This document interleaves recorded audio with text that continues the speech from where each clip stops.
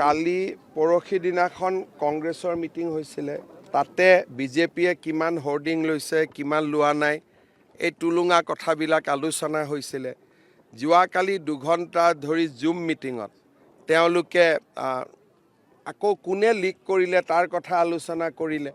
আৰু লিক কৰা মানুহবিলাকক লৈ জুম মিটিং পাতিলে গতিকে জুমতো কি হৈছিল সেইখিনিও আমি গম পাওঁ গতিকে কালি অলপ দুই এজনে টুইট কৰিছে গতিকে কংগ্ৰেছ দলৰ ভিতৰৰ মানুহে বিচাৰে যে কংগ্ৰেছ আহিব নালাগে শাসনত কাৰণ অসমত ইমান কাম হৈ আছে আপোনালোকে চাওক কিমান দিন সাংবাদিকতা কৰিলে 15 বছৰ কংগ্ৰেছৰ গভৰ্ণমেণ্ট আছিল কেতিয়াবা কোনবাই উমৰাংচুৰ নামটো লৈছিল নেকি আজি আমাৰ বিকাশে উন্নতি আজি আহি উমৰাংচু থিয় হৈছে আপোনালোকে এতিয়া হাফলঙত যাওক গাঁৱে গাঁৱে আমাৰ চৰকাৰৰ কাম দেখিব কাৰ্বি আলঙত যাওক গাঁৱে গাঁৱে কাম দেখিব আগতে অসমত এইবিলাক জেগাত আন্দোলন হৈছিল খালি পুলিচ আৰু মিলিটাৰী আহিছিল আজিতো এটা ভাবিব নোৱাৰা পৰিৱৰ্তন